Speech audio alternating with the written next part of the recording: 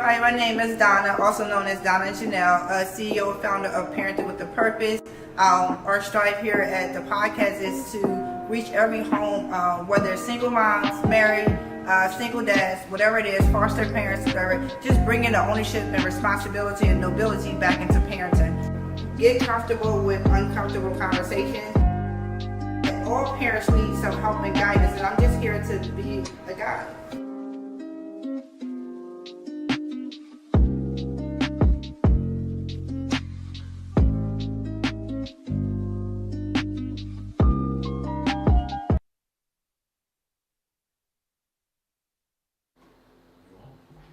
Ready? Hey everybody, welcome back to Parenting with Your Purpose. I am your host, Donna Janelle. Welcome back. Happy New Year, everyone. As you know, I took off for the whole month of December to give myself a break, y'all. You know, because parenting ain't easy, and out here in these streets trying to make it good for everybody, sometimes you need that little break. And also just to revamp, just to reinvent. We've been rocking out with Parenting with a Purpose podcast for since March of last year, so we're coming up on our year anniversary in a couple of months, right? So just wanted to take some time off, spend more time with the kids, you know, do a little bit more self-care. Since we've been rocking hard, but I'm glad to be back. It is January and it's a happy new year. You know, we love a new year because we set up new goals, new visions, and we get to modify some things in our life, get to change some things. So I'm happy to be back. So, you know, here at Parenting with a Purpose, our mission is to bring back the responsibility and nobility and beauty back into parenting, right? The whole thing is the parents are the bows and our children are arrows, and they will land wherever we send them. Now, again, as I told y'all before, they may not land today, they might not land tomorrow, but best assured that they will land where we aim them eventually. Now, I say that eventually because that word is a very big word, and we can stretch that word out. Eventually, they will land because, you know, as I know, it's not in our own timing, right? Our kids have their own journey to live. They don't have their own process of life, and we kind of got to step back and let them, God, do whatever He want with them and however He want to do with them, right? Within the boundaries of us parenting them. So if we give our children the tools, right, if we equip them, if we don't send them outside naked, if we clothe them well, eventually, you know, that there's an old saying that actually is not even an old saying, it's something that we still should say: train up a child so when they get old, they don't depart from anything that you have instilled into them, anything good. Now, we want them to depart from some of our mess that we done did, because as parents, we're not perfect. We want them to depart from those things, but the good, solid, sustainable things, we want them to have. We don't want them to go away. So even if they do get off the road a little bit, if they go to the left or to the right, eventually they'll end back up on the right road. It does take time. I've been a parent for almost 25 years now. I know I look great. I know I don't look like, I'm a mother of 4 and the oldest will be 25, but I am indeed, okay? Let's just tell you that this parenting thing, although it's heavy, but it ain't weighing me down. I'm still able to just do what I need to do and keep myself together as well. Now, that may not be for a lot of people. So this episode today is like a welcome back, right? And I want to encourage parents about keep fighting a good fight of parenting. You know, it is a hard not life out here for parents. I know, trust me, I've struggled, right? I've struggled throughout the years. I've struggled just recently. I tell y'all, I got these teenagers, right? The 3 teens.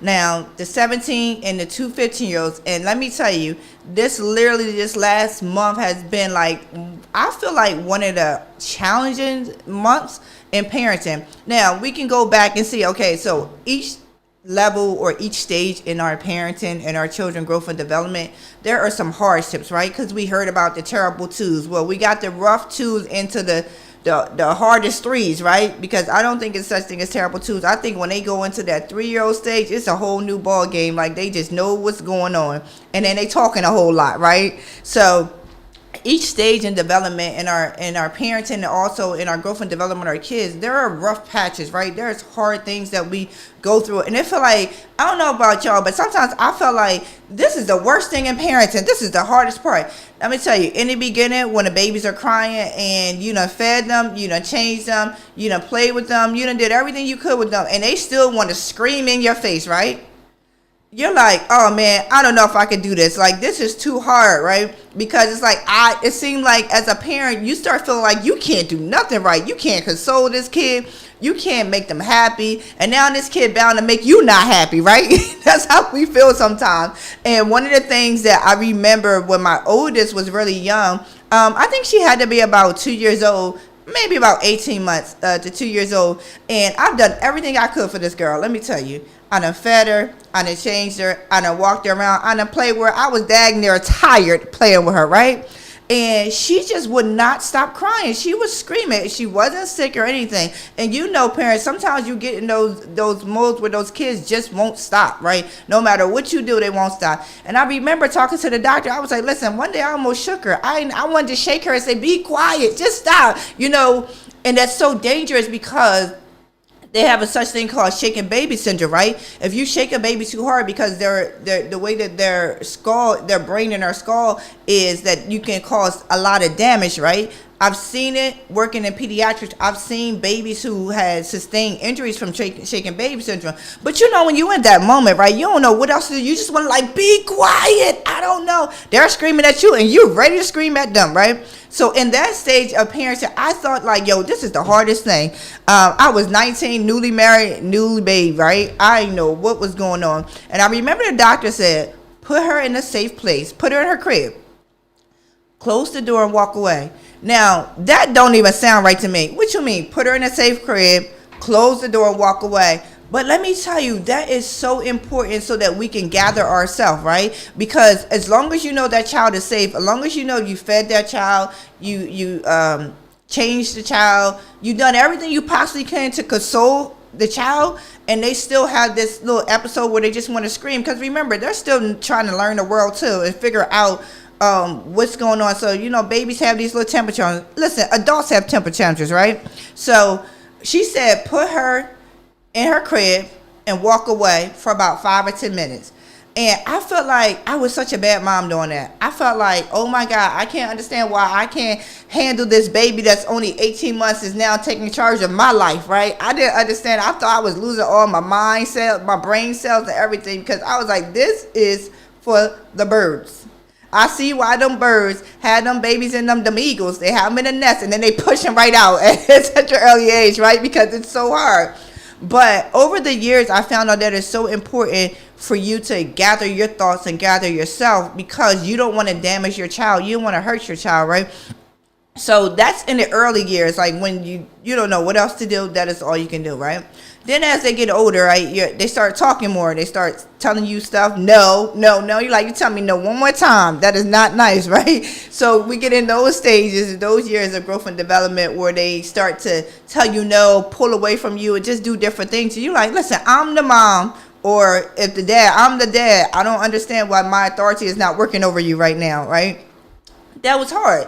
And then as they grow, right, they get into, I feel like the elementary, or maybe from the ages of 5 to, I would say 5 to 9 seemed like the easiest things for me. Like, kids, they were sponges. They was listening to everything I had to say. They looked up to me. They feared me, not in a scared way, but like, oh yeah, I get it, yeah. And it seemed like they were so moldable, so shape. We could shape them, you know, like they're on the potter's wheel. We can kind of mold and shape them and stuff like that.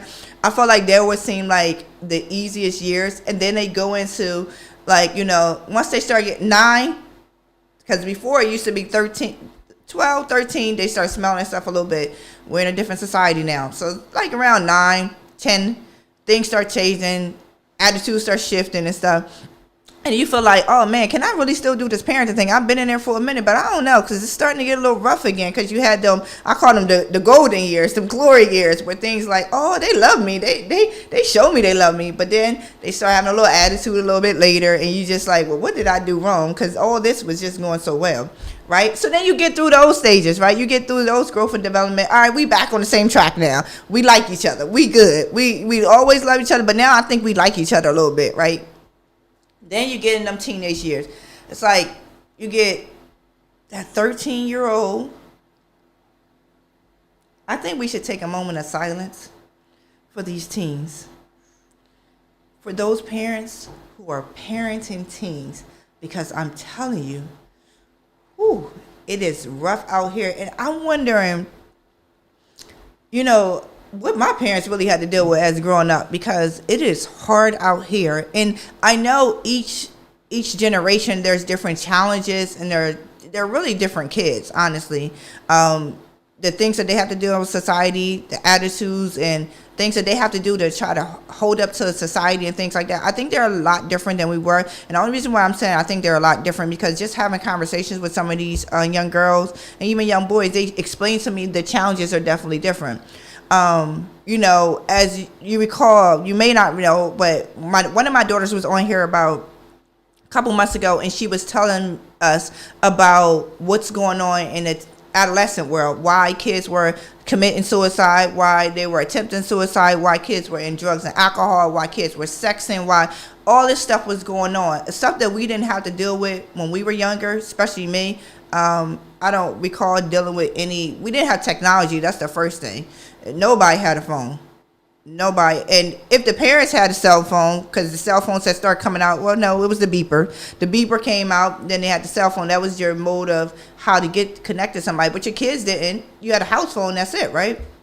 So now everything is available to everybody. So that's certainly different, and that's different set of challenges than we as adults had growing up. But then you get into the later years, you know, like I said, my kids will be 25, one will be 18, the other two will be 16. And I feel like these last three is just a little bit different. It's certainly different than I was raising my 25-year-old. And they just come with just a different set of challenges. And I know if I'm having challenges, there's other parents out here who have challenges. Now, I don't ascribe to be like the perfect parent or the best thing or the best. I feel like I'm the best for my children. I'm perfect for my children. But I don't get it right all the time either. Listen, there's times where I'm upset, I'm frustrated. Because in my mind, I'll be like, how can your mind think that way? In my mind, I'm like, how can processing that day? And who taught you to process it that way? Because I ain't teach you that, right? So in my mind, I'm trying to understand their mind. And I think in our kids' mind, they're trying to understand our mind, right? It's like a back and forth thing, because they're probably wondering like, now, Mom, why would you even say that? Or why would you have me do that? You see me doing A, B, and Z. So there's like always like a little conflict because we're not really understanding each other. Probably at the level where we can really seek to understand versus the understood. But it's difficult doing that in parenting. It is really difficult to seek first to understand versus to be understood, because as parents, we look at ourselves as authoritative, right? We look at ourselves as the person, the leader of the house, and it's like, you listen to me. I don't really have to listen too much of what you're saying. You have to listen to me because I'm the mom or I'm the dad. I make the rules. I make the money. You know, we get into all this I stuff, and we neglect the emotional response from our children. We kind of cast that off because it's like, listen, all you gotta do is go to school. That's all. You ain't got no pressures, no nothing in life that's causing you to be stressful or causing you not to listen to me, right? But that's not so. We've seen it throughout the year when I have multiple guests on here, and they were just giving us a little bit insight of parenting and also insight from our children's point of view, right? The children's perspective. Again, I think the way that we are now, we have to change our mindset of parenting is just about food, clothing, and shelter, right? I think that we always just point out those three things because they're a necessity, right? It's necessary for you to have food, clothes, and shelter. But I also think that when we look at that, we really got that information from Maslow hierarchy, right? There's several other things that's on that list as well. It's protection, emotional, self-care. There's so many other things that are on our list. And I think that, I don't know if it's depending on where you grew up, is like you really have to focus on food, clothing, and shelter, and that you don't focus on the emotional need for our children or the intellectual need of our children, or even that love piece, showing it, not necessarily just saying I love you because you're my child. I love you because you're you, right? So I think that we have to get away from the mindset of I just need to provide for you, period. Because then we have children who grow up who think that that's all they need to do is just provide for their own children, and then it becomes a generational. So we go into this transgenerational situation, and that we're still trying to recover or restore relationships based on what we have already imparted in our children. It's like now we have to kind of undo some things, and I see it now a lot. The things that parents have done to their children, which they did the best that they could with what they had, right? They're now trying to undo it with the grandchildren. It's like, I don't know about y'all, but I see my parents treat the grandchildren way different than they was treating us. And I don't know if it's just that they just evolved over time, if they evolved and learned some stuff, or they just was like, I'm too old for this. I'm not fitting to fight no kids or argue with no kids. I don't know what it is, but I definitely see grandparents are treating their grandchildren much different, which is actually a good thing to a certain extent, right? Because, you know, you can have a grandchild is jumping and bouncing on the furniture, but we couldn't even sit on the furniture. We had plastic on the furniture. We couldn't even sit on the furniture without the plastic. But then nowadays, they ain't got no plastic on their furniture. They got the babies jumping on the couch with the bottle, milk spilling, and they said, oh, she all right. And I'm looking like, well, what happened? Like, what? Like, you done got some weak in your parenting, right? But at the same time, we know that some of the things that we didn't like, it's kind of good that they don't do it now. But sometimes I just feel like, yo, y'all parenting, y'all different with the grandkids. It's a little different.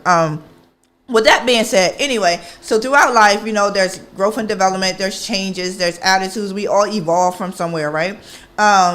There's a couple things I wanted to talk about tonight, just to start off the new year. There's a couple exciting things that's going on with the podcast this year.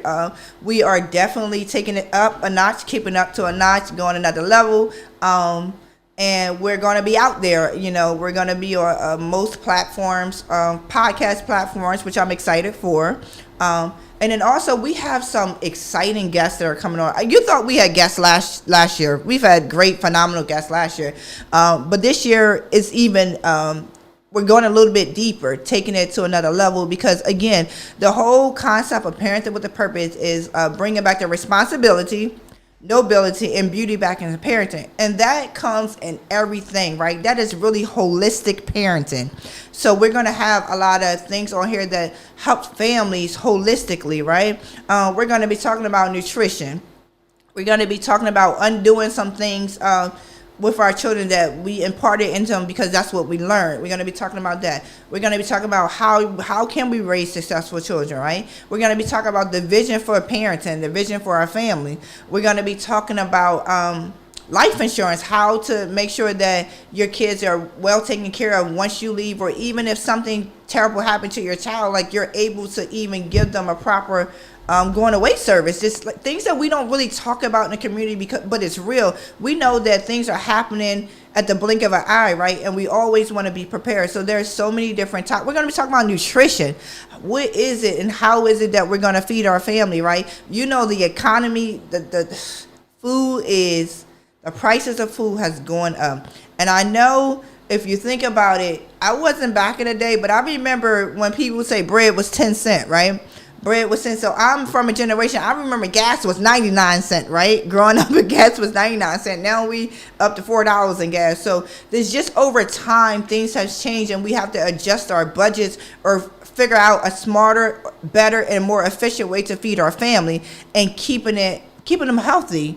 You know, not killing them all so that we have to use this life insurance today, right? There's different things that we have to do. So there's so many different topics that we're going to be talking about on this show that I'm excited for.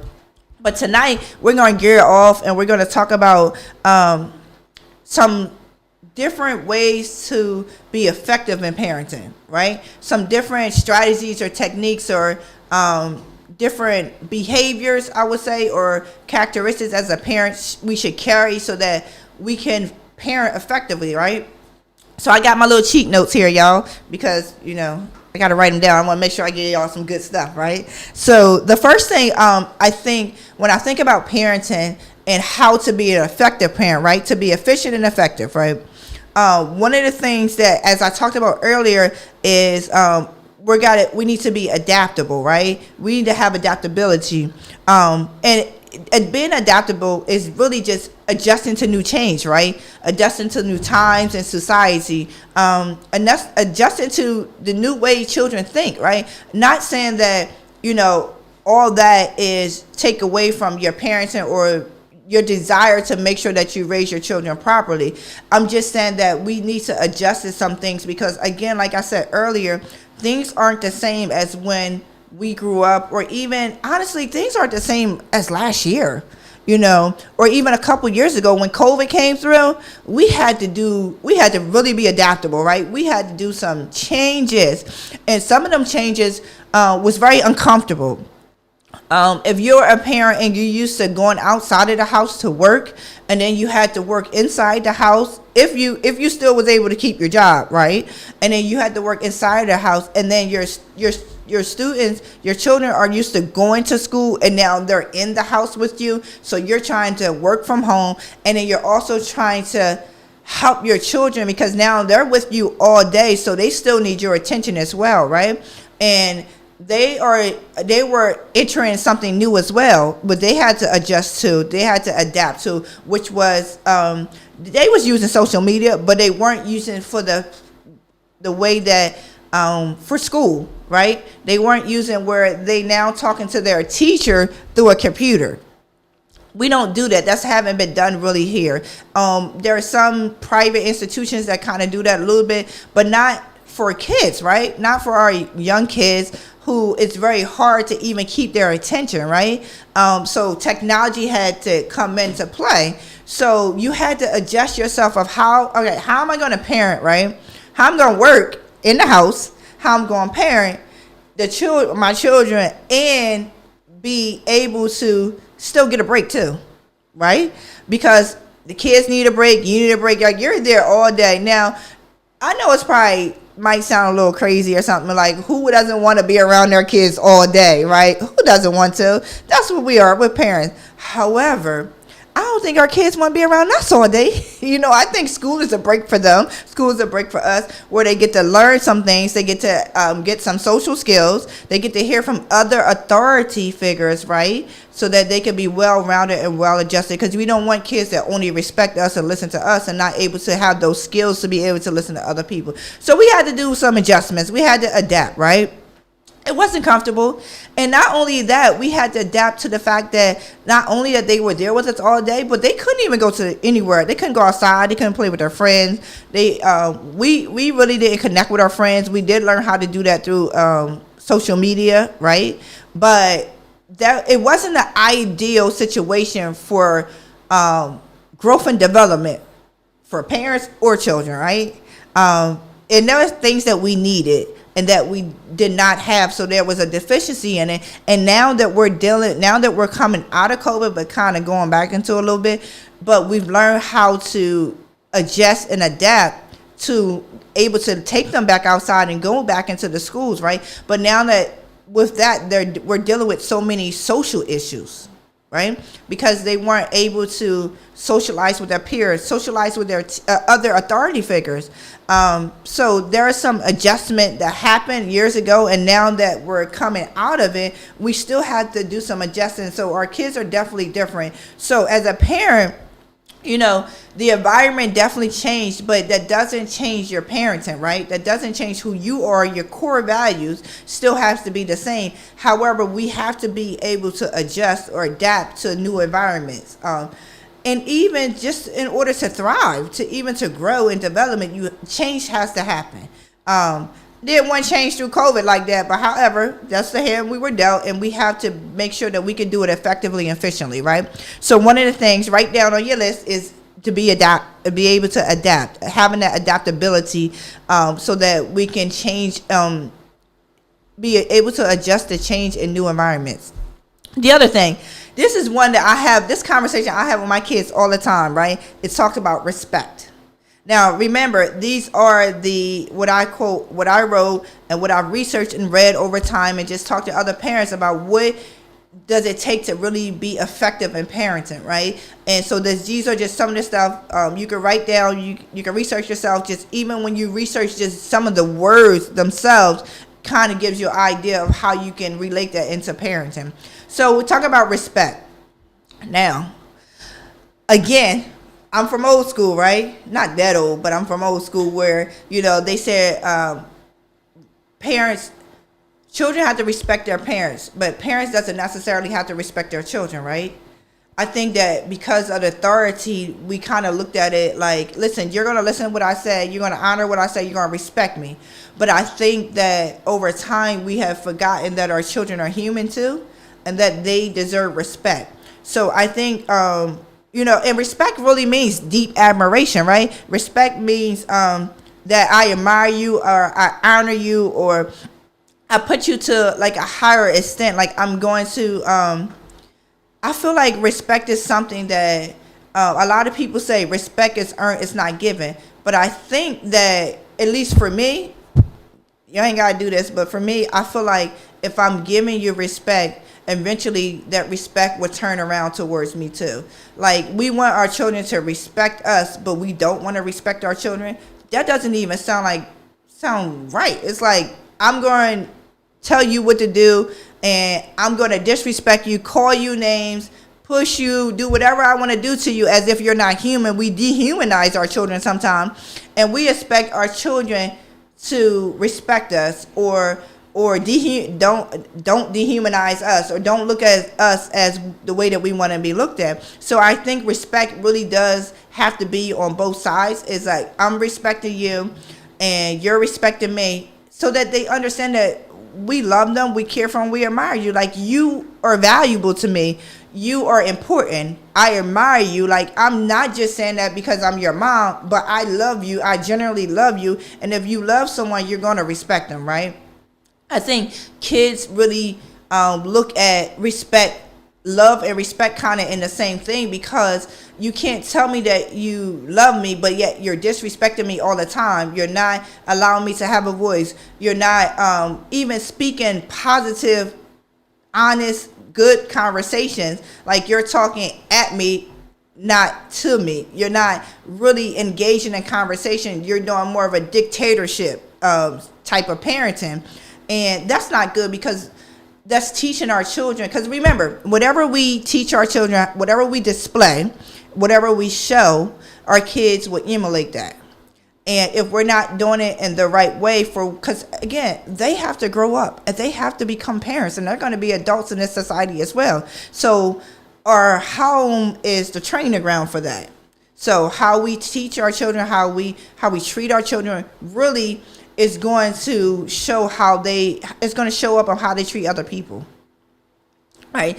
Think about it. If you got a kid that's bullying, right, and you're wondering, why is this kid bullying? Why is this kid want to be like so aggressive, or why is this child want to be in control of everything? Think about what was going on at the house. There's some, not all instances, but more likely it is than not, that the reason why they may be bullying is because they might even be bullied by their parent at home. And I know it sounds crazy or ridiculous. How can a parent bully? But yeah, talking to that kid, disrespectful, talking down on that kid, even physical violence towards that kid, that is all forms of bullying. So because that child does not have a voice at home, and because that child is being treated this way, they then take that into school, right? And they take it into school and they begin to bully other kids, right?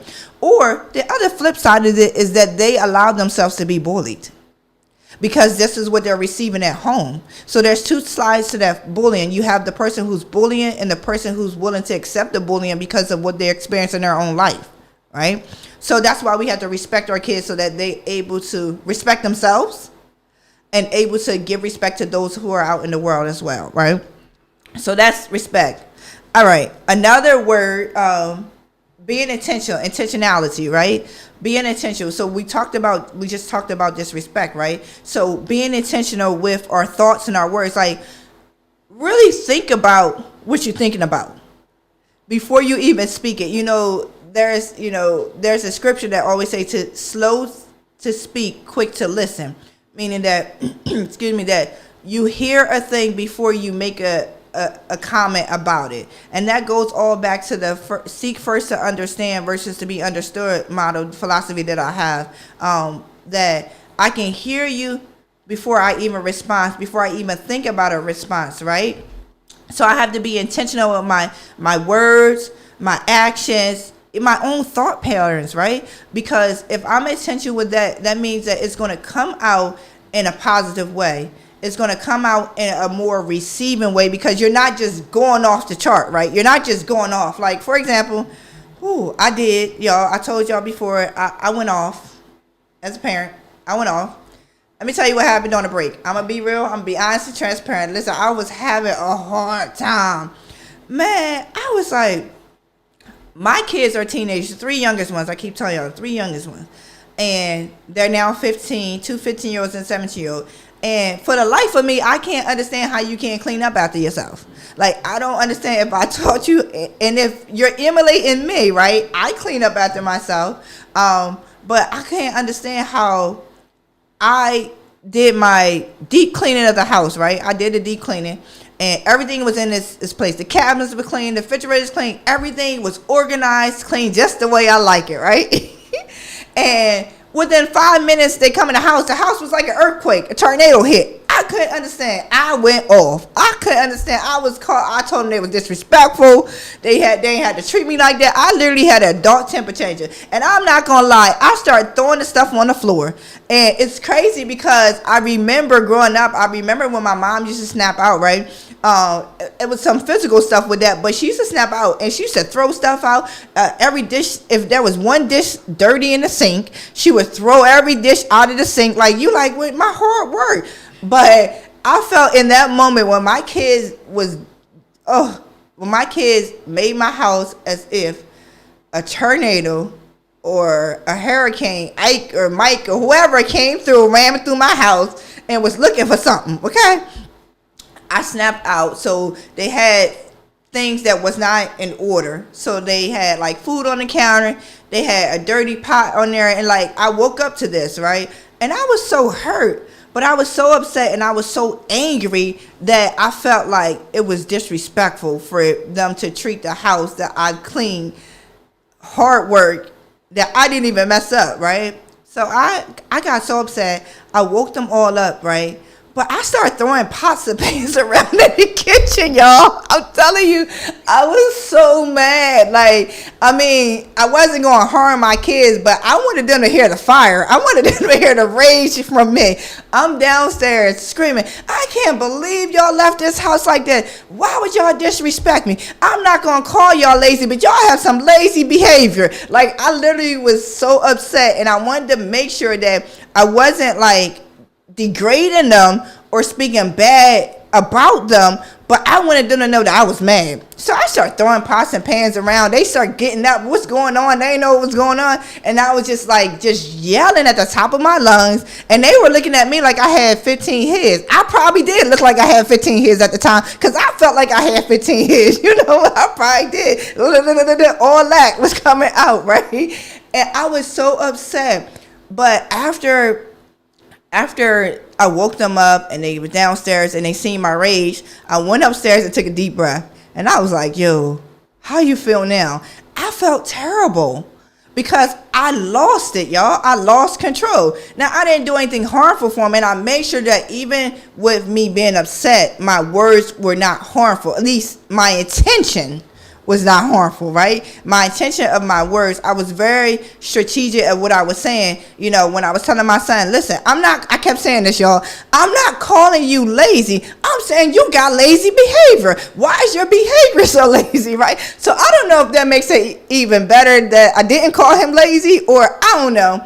But I don't know if I fumbled that situation. But what I'm saying is that it's moments like that will make you really want to pull your hair out, really want to just feel like, and you got to think.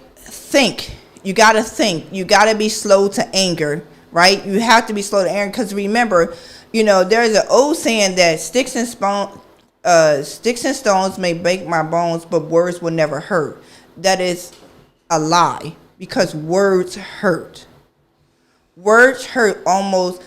Your bruises, your bones, they can recover, right? But the words leave a scar that is forever there. So it's very important for us to be intentional of how we speak to our kids, how we respond to them, and how our behavior is. I'm telling you, I knew I was out of pocket. I I knew I was out of pocket. I felt out of pocket. I'm telling you, I knew it. I mean, when I threw the pot on the floor, it scared me. The dog ran. I didn't know what was going on. But I literally was having an adult temper tantrum. And then what I did, though, because I knew my behavior was not that of upstanding, and I don't want my kids to emulate that. Once I went upstairs and I had my deep breath and I prayed to God, and I was like, God, these your kids, tell me what to do with them. Just like you helped Moses, just like you helped Noah. I started naming everybody in the Bible. You help all of them with these people, okay? So can you help me? And I went back downstairs and I apologized. I told them, now I'm not apologizing for being upset, because I have a right to feel upset. But what I am apologizing is how I displayed my anger. Because I don't want my children to display their anger like that. I don't want them to be popping off because something or somebody did something displeasing to them, or they felt that they were disrespected. Because reality is, like, you're going to feel like you're disrespected a lot in this world. Not everybody's going to respect you. Not everybody's going to honor you, right? So if I'm teaching my children of how to handle that, again, our home is training ground. So if I'm teaching them how to handle an unpleasant situation, or a situation where you feel disrespected, you gotta, as a parent, take a slice of humble pie. I had to humble myself and apologize. And my kid said something to me that was very important. The 17-year-old was like, why are you apologizing? You have every right to be upset. I understand. But I'm apologizing because the way I displayed my behavior. That is why I'm apologizing. So when I talk about being intentional, we have to be intentional of our thoughts, intentional of our words, our attitudes, because we don't want to damage our children. And we don't want that kind of damage to come from us, right? We don't want, as a parent, to damage your child in that way where when they go out in the world, one, they start to accept that type of behavior from someone else. Two, they start to emulate that behavior. So either way, that's not good, right? So there's always two sides to a coin. Either they're going to emulate it or they're going to start accepting it. And we don't want that, because we want them to be honored and respected at all times as well. So be intentional of what we're doing. Another, this one right here. Yeah, I'm going to scratch my head on that one. Steadfast love. Steadfast love. You're thinking, what is steadfast love? I know what steadfast means. I know what love. So put those together. Steadfast love meaning that my love doesn't change. My love is unmovable, right? Immovable. Your situation, circumstances does not change my love. That does not move my love from the way that the foundation of it for you, right? Nothing that you can do can change the way that I love you. Now, there's things that you could do make me not like you in that moment, but there's nothing that can change the way that I love you. So we have to when we think about love, it's intimacy, it's passion, it's commitment. Love is protection. Love is affection, right? So if we're steadfast in those things don't change because of the situation. The only time those things should change is when we're doing it at a greater level because of the situation. Because you did this does not mean I pull my love back, right? Because then, again, we talking about our children emulating, and there's two sides to that. Either they're going to behave like we're doing, thinking that love is actually a give and take, or they're going to start receiving love as a give and take. So we don't want them to either behave that way or even receive that type of behavior, or at least have the standards to know that behavior is not for me. Because remember, we're raising our children. They're going to be adults. Like, they're going to be adults. There's nothing you can do about it. Like, they're going to grow up. They're going to leave your house.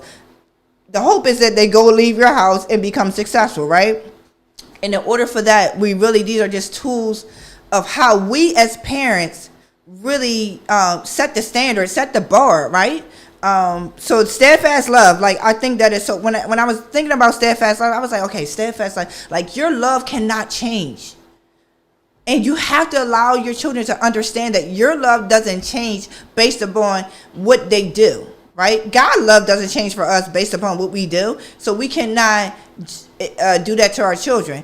And also let them know that their love for us shouldn't change based upon what we do For example, Christmas is just here. So if you were a parent who's always used to giving your kids stuff, and they tie giving and love together, or material things and love together, and at a time you weren't able to do it for whatever reason, and then they decide that they want to pull their love back from you because you couldn't give them A, B, and C. And that's because that's something that they're learning, that love, they're learning that love is a give or take like that. And we have to teach them, no, love is steadfast. We don't have to move away from the love. Now, we don't like every situation and circumstances. We don't. However, the love of it should never change. The love of our children and our children's love for us should never change at all. If anything, if the change for it, I believe it's at a greater level, a deeper intimacy. And a lot of times that deeper intimacy is as they grow and become an adult, because you're so busy raising them that sometimes we can't get that deep desired intimacy like we want, because of we're trying to have that line where we're making sure that everything is done well. And then sometimes we drop the ball, we fumble a little bit, because life be life out here, and I understand. Another one is like boundaries, right? That's another word that I want to point out there is boundaries. Now, when we think about boundaries, right, sometimes, at least for me, and talking to other people, we always think about we placing a boundary so that somebody doesn't hurt us, or somebody doesn't enter into our space, or we don't allow people to take us there, or something like you have boundaries. But there's also boundaries just for yourself, right? Because a lot of time we feel like boundaries is based on about someone else, what they do or what they can't do, what we want to allow, what we will allow. But boundaries also about what ourselves, what we will allow ourselves to do. Have boundaries around our kids, but not to the point where it limit them of being children. It limit them of being human. I think we dehumanize our children so much sometimes that we forget, listen, they're human too. So if we have boundaries, not just, hey, this is the boundary, you don't do A, B, and C, but also this is a boundary for myself that I won't allow myself to act A, B, and C, or I'll allow you to some space to be able to grow, right? One of the words that literally it's just been on my heart for literally probably over a year is grace. Giving our children grace, right? Because again, I think if we understand that children are growing and they are developing, children are growing and they are developing. I'm going to say it again for the people in the back. Children are growing and developing. So we have to give them some grace to do that. Give them some grace and space to do it. We don't want, and I think I said this on my show before I remember my oldest daughter told me, like, Mom, you live a porcelain lifestyle. We don't want to raise children that are porcelain. We don't want to raise statues. We don't want to raise children that only act a certain way in front of people. I'm not talking about like the professionalism, honor, respect of how you act, but really their character, right? Of who they are as a person, like not acting one way in church. I had this conversation with my bonus mom today about really acting one way at church, one way at school, one way at the job, and then one way at home. That's giving mixed signals to our children, right? So even allowing them to just have the freedom to be who they are and giving them the grace to grow, because it's growth and development. And as you know, we are adults and we're still growing and development. Like, I feel like you never stop growing. You never stop development. You never stop evolving. So if we want people to give us space and grace to do that, we must give that to our children. And letting them know, listen, I don't have to jump on everything that you do wrong, or what I would appear to be wrong, or what I perceive it to be wrong, right?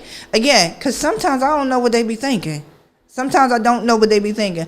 But if I jump on them for everything they do, they will never think that they do anything right. So giving them that grace. You don't have to correct every mistake. Honestly, my kids be telling me when they make mistakes. They be like, listen, I did this, I fumbled this, I did that.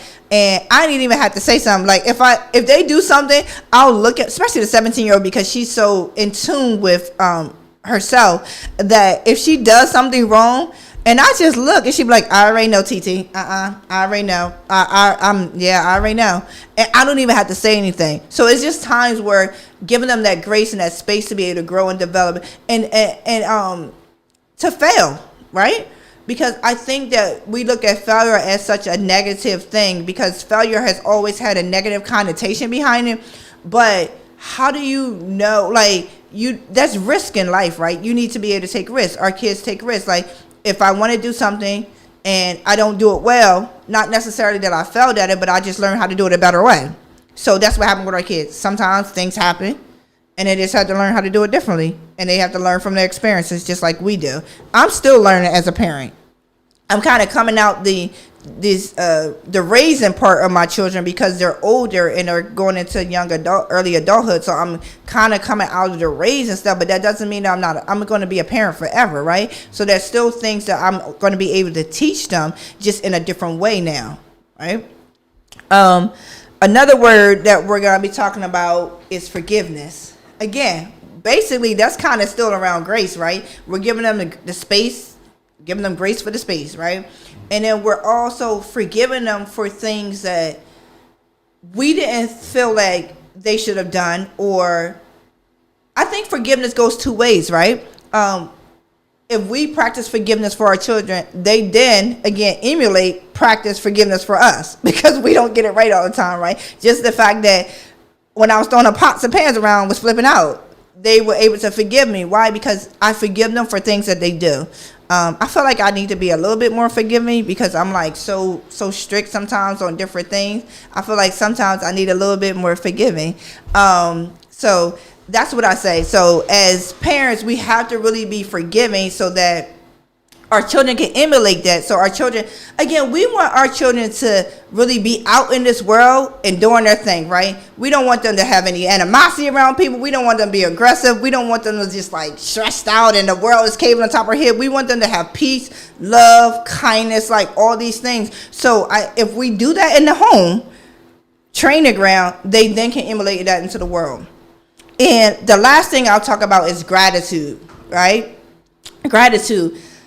Having the attitude of gratitude. I appreciate you. I love you. Not just because you're my child, but I am grateful the fact that you are you.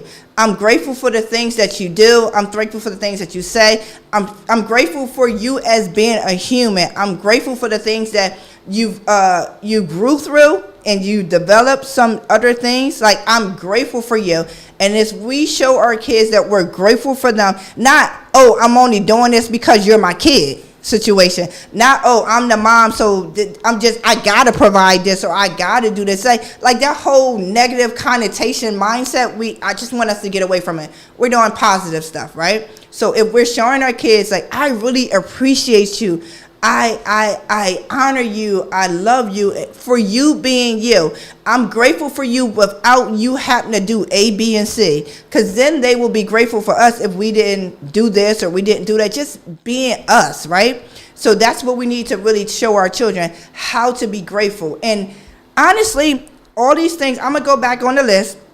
All these things that I talked about tonight is literally holistic living. How to really exemplify the things that we want our children to be, right?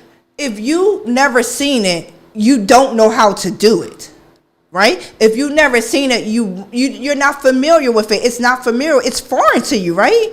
And let me tell you something. If we don't close our kids with this type of stuff, when they go out in the streets, the world's going to show them something.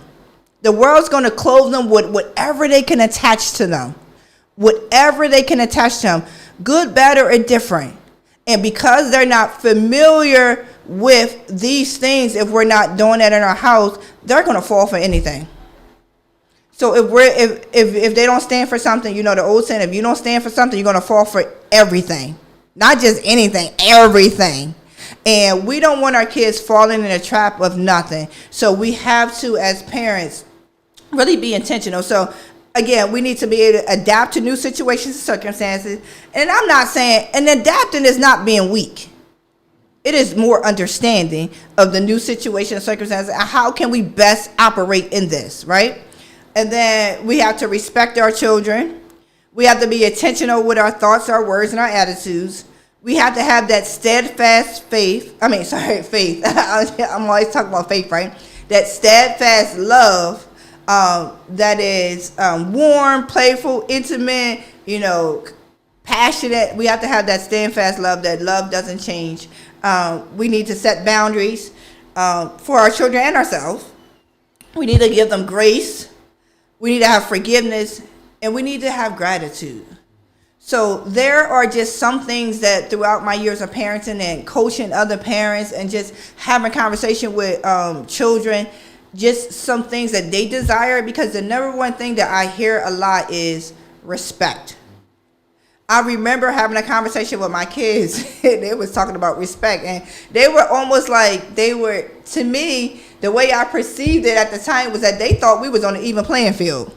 They thought that they could say stuff, and like it was just a whole thing of they want to be heard and they want to be respected, and they don't want to be talked at. They want to be talked to.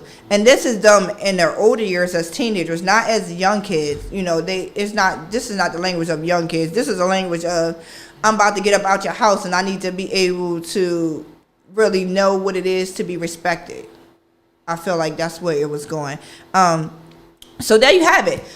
Tonight was a great show. Again, tune in every Thursday because we have some dynamic guests coming on. So next week we are having we're going to be talking about vision, writing a vision for your family, writing a vision for parenting. What is your vision in parenting? How do you want to parent? What is the outcome that you want? And what are the steps that you're going to take to make this thing happen? Because a vision, if it's just in your head, it's just a wish. I wish I'd be a good parent. I wish this or I wish that. But a vision is actually something that you write down and that you can constantly go back to it and read it when things go a little chaos. Because again, parenting is not for the weak. I keep telling y'all. And sometimes we go astray even in parenting. But if I have my vision down, what my vision is in parenting and what my vision is for my household, I can always go back and read it and remind myself, girl, you better steadfast, be unmovable, because you in it to win it, right? So if I constantly just have it in my head, it's just in my head. It's just I wish something. But actually having it written down and coming up with a plan, everything is a plan though when you think. Oh, I'm not going to get onto it because we're going to talk about it next week. But I'm just saying, everything in life, we really have to have a plan of how we're going to execute it, right? So join us next week, Thursday, 7 p.m. for Parenting with a Purpose. And remember, the mission, the vision, the goal of Parenting with a Purpose is to bring back the responsibility, nobility, and beauty back into parenting. And remember, parents, you or I am the bows.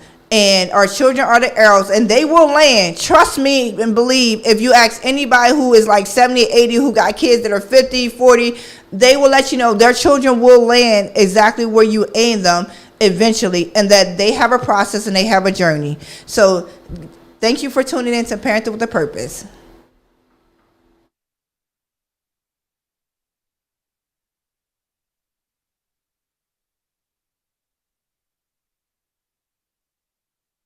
Everybody, my name is Donna, also known as Donna Janelle, CEO and founder of Parenting with a Purpose.